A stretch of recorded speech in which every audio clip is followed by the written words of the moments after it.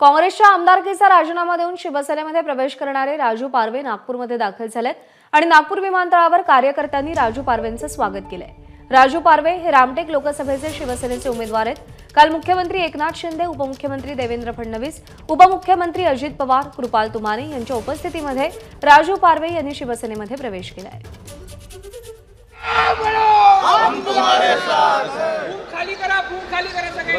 सांगा होळी आहे तुझ्या मताने राजभाऊ शिवसेनेमध्ये प्रवेश झालेला आहे।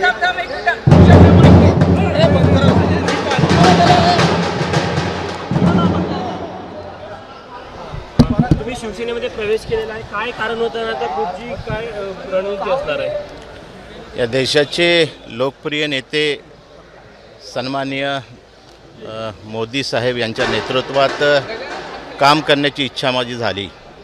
ज्या पद्धतीने देशाचं नेतृत्व मोदी साहेब करत आहे, लोकाभिमुख सरकार देण्याचं काम ते करत आहे, त्यांच्या नेतृत्वात काम करण्याची संधी मला पक्षाने दिली, त्याबद्दल सर्वप्रथम त्या सर्व पक्षाचे महायुतीचे मी मनापासून त्यांचे धन्यवाद मानतो। खऱ्या अर्थाने विकास हा माझा महत्त्वाचा मुद्दा आहे।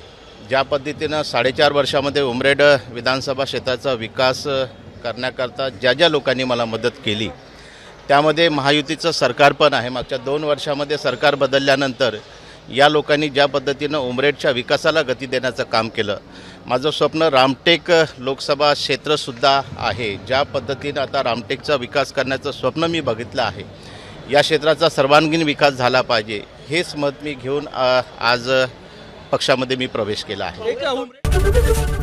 एबीपी माझा, उघडा डोळे बघा नीट।